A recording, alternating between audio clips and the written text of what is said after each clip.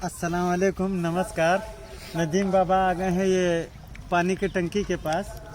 तो नजीम बाबा आज का सब्जेक्ट है कि ग्राम सभा के अंदर जो भी समस्या है, चाहे वो जल से संबंधित हो, चाहे वो पोल से सब बिजली का पोल से संबंधित हो, या आवास से संबंधित हो, या शौचालय से संबंधित हो, सारे विषय पे नजीम बाबा बात करेंगे। एक एक चैप्टर रोज चलवाया जाएगा। ग्राम सभा में जो समस्या है उसका निदान निकालने के लिए पूरा प्रयास कर रहे हैं नजीम बाबा, और आगे भी संघर्ष मेरा जारी रहेगा इंशाल्लाह। तो नजीम बाबा का कहने का मतलब ये है कि पोल का ऑर्डर दिया हुआ है अप्रैल में, 1 अप्रैल से इंशाल्लाह उम्मीद करता हूँ कि 20 पोल का ऑर्डर दिया गया है। तो लाइट का पोल का व्यवस्था हो जाएगा अप्रैल महीने में। और नालंदा कंपनी के मैनेजर से हमारा बात हुआ था, जो जय साहब बात कराए थे। तो जय साहब बात कराए थे, बता रहे थे कि जर्रार साहब ऑपरेटर कोई नहीं है। मैं अपना डायरी देखा हूँ, जो नजीम बाबा के पास रिकॉर्डिंग भी रखा हुआ है। मोहम्मद अहमद के नाम से जो है बता रहे थे कि ऑपरेटर मोहम्मद अहमद हैं। वो मोहम्मद अहमद कौन है? हमने कहा हाँ ठीक है, ग्राम सभा के हैं।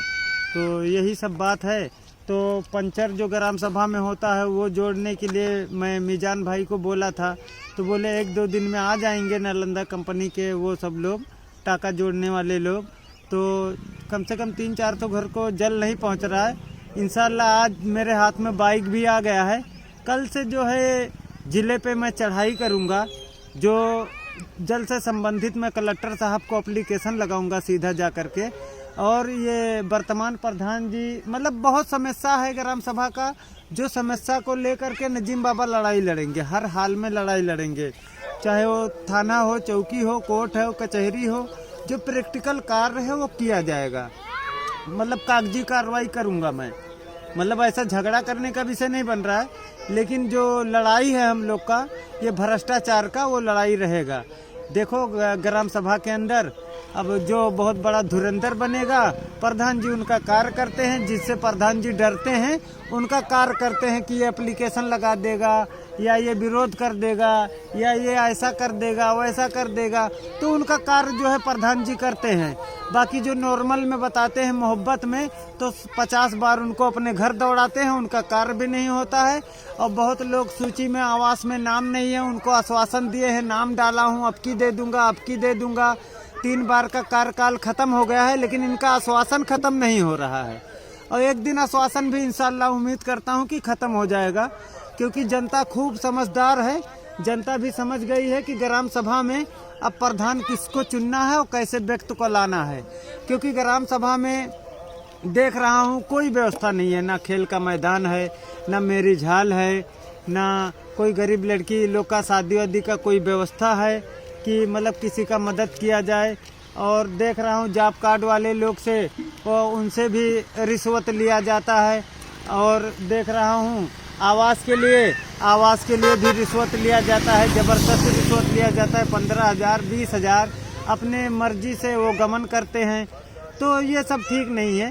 और ठीक नहीं, एक दिन ऐसा आएगा कि नजीम बाबा बहुत ज़बरदस्त जांच करवा देंगे, क्योंकि मानक के आधार पे कोई कार्य ग्राम सभा में नहीं हुआ है।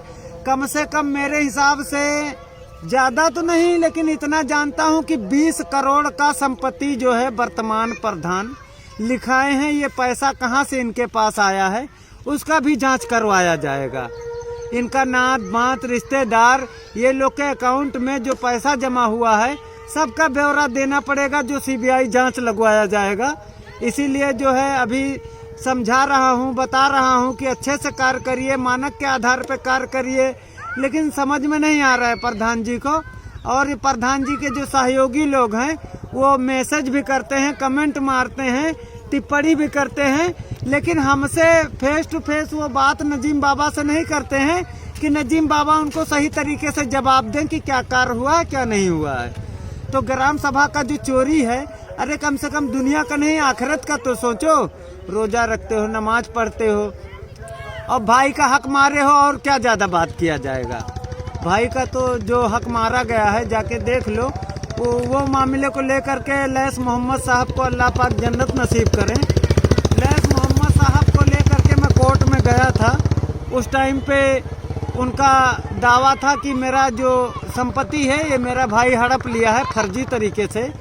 तो जिस दिन उनके भाई सईद मोहम्मद का जो है इंतकाल हुआ था, मौलाना साहब मस्जिद में अलाउंस भी किए थे कि जिसका कर्जा धरता है उनके लड़के से ले सकता है, लेकिन लैस मोहम्मद उनको माफ़ नहीं किए।